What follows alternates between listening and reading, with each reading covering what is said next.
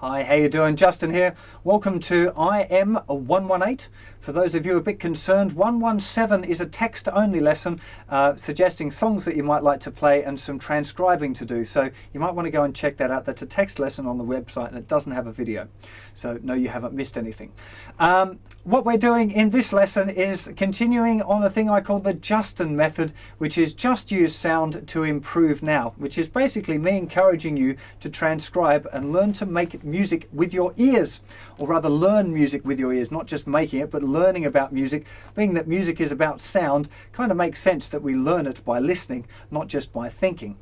So what we're going to be doing in this intermediate foundation stage is starting off with some transcribing of chords, and we're going to be transcribing little chord progressions that we're learning as we go through the course. So kind of training up your ears to hear these new bar chords and that sort of thing.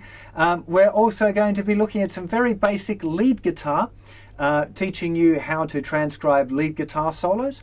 And we're also going to be doing some really important rhythmic dictation, so that if you transcribe solos or rhythms or rhythm guitar or chord progressions or whatever, you understand how to write down basic rhythms.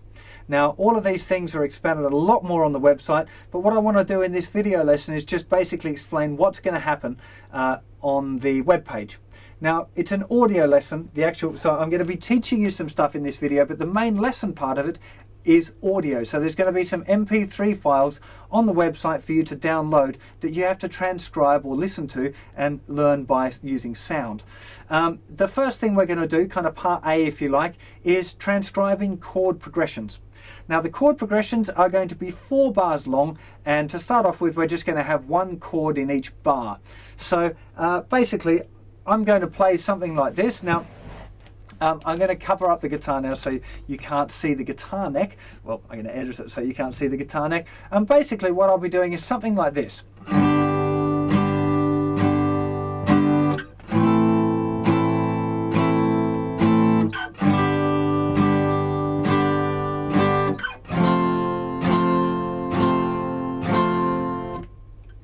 Probably I'll do it twice or 3 times on the recording, and you have to figure out what it is. Only I give you some hints. So I'm going to say, you know, it's probably using these chords or it's this technique, giving you, if you like, a little step ladder up into transcribing by yourself. I'll be keeping the rhythms really simple. What the thing is to listen for when you're doing this skill is first of all to make sure that you can find the root note. Now in this first week we're only going to be using E-shaped bar chords, either major or minor. So the first thing that you want to do is try and find the root note. So, you know, basically going,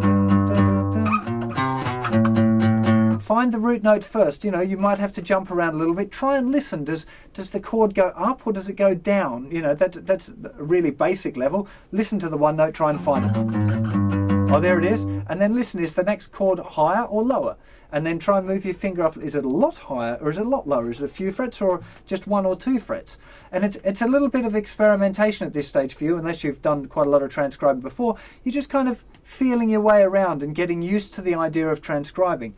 Now, once you've got the root note and you know that it's going, and you've kind of figured this, I'm just using the example I did before. Once you've got that, then you go, okay, it's the first one. Oh, is it major or minor?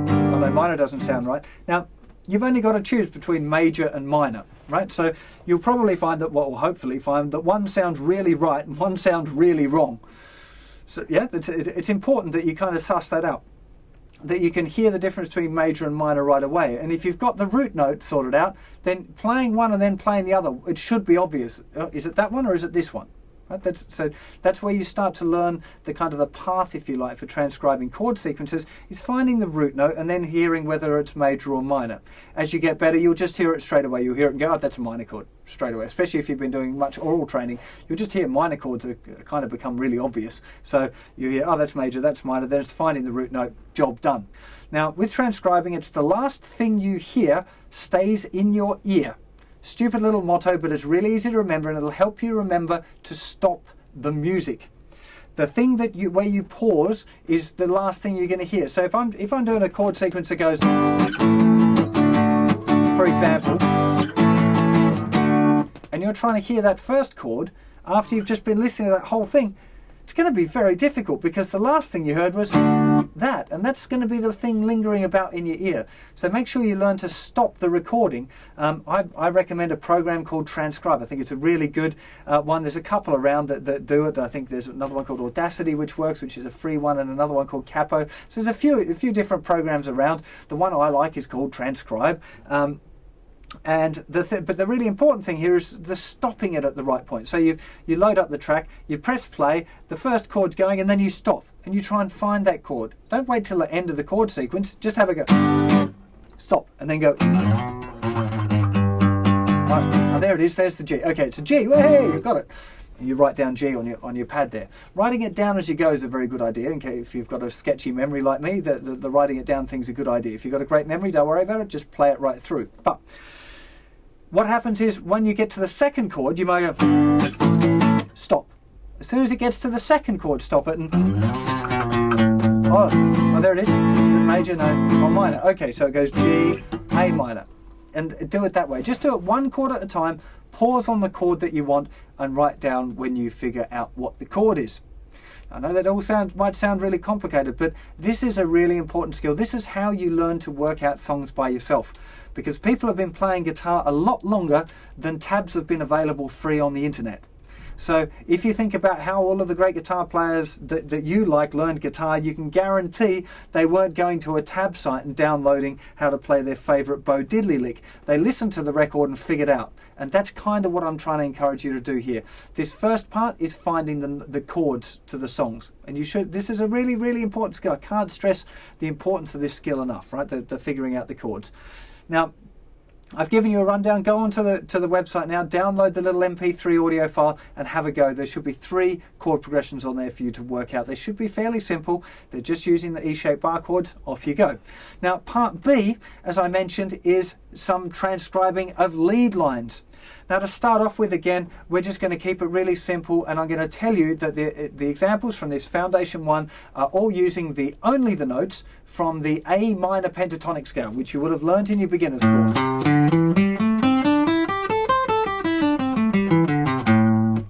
And it'll be simple, right? I'm not going to be trying to do anything really difficult, because I would encourage you to be able to play these things and to work them out. So I might play something along like this. You'll hear probably a 4-click metronome beat in the beginning, so, and then you'll start. You'll be,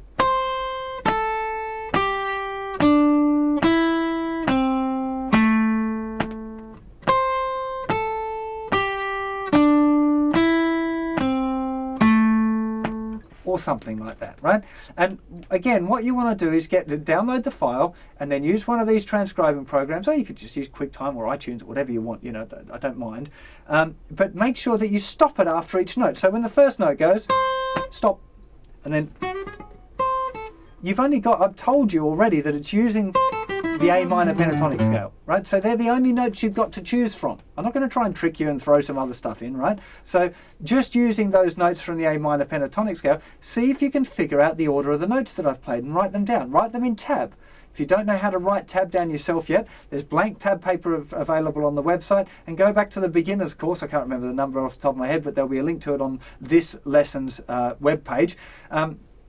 Go and revise how to write your tab down, and write it. As you figure out what the notes are, write it down. And this is, of course, going to help you when you come to learn proper lead guitar, either solos or riffs or whatever. Really good for your ear, really good for your knowledge, and again, a really, really important skill. Now, part 3 of this is rhythmic dictation. What you will hear is the metronome counting off 1, 2, 3, and 4, and then I'll be clapping a rhythm, and you have to write that rhythm down. Now, these first ones are just using crotchets or quarter notes and quavers or eighth notes. So you'll probably hear the metronome, I'm going to use my foot now, but you'll hear the metronome go 1, 2, 3, and then you'll hear something like this.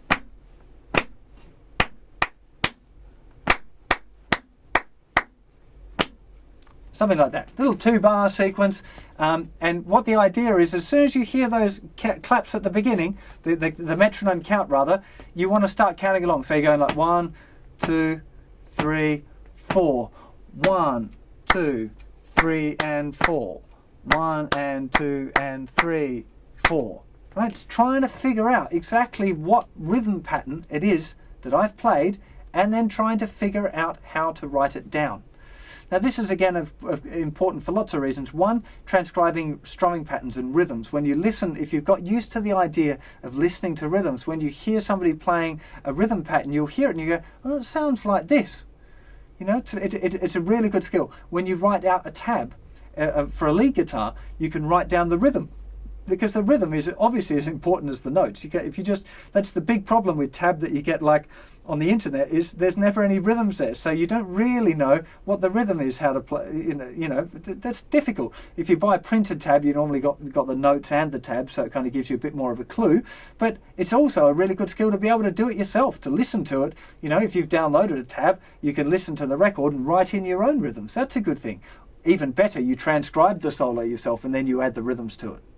It's really, that's important. It's also important just to be able to learn how to count bars properly. So when you're working out the rhythm progressions, the strumming sequences, you know how many bars to stay on each chord. You can work out when the chords change, if they change a bit funny, if they don't change at the beginning of every bar. If you've done your rhythmic dictation, you've got used to learning to listen to rhythms closely, you'll be able to figure out when it's changing on the and of 4 and it's got a little push, or other little kind of rhythmic tricks. So that's the idea of rhythmic dictation. Now, the most important thing with rhythmic dictation is counting along. It's being able to count along with this. As soon as you hear that first click, that's 1, 2, 3, 4. And then as soon as you hear the clap or the count or the strum or whatever, if you can keep yourself counting along nice and try and count the rhythm that they're doing.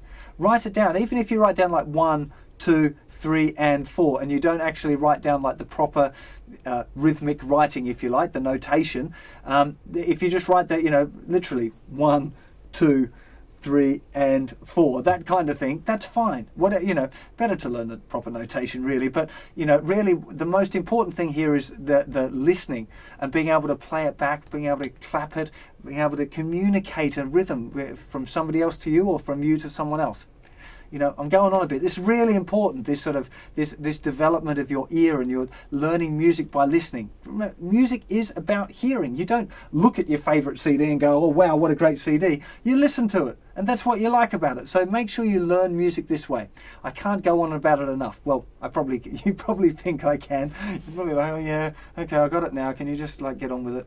Okay, I'll finish up now. But that's the idea. So make sure you get over to the website, download those MP3 files, and really have a good go. The answers are on the page as well, normally right down the bottom there. So have a go at doing that. I promise you it'll make you a lot better musician if you learn to use your ears.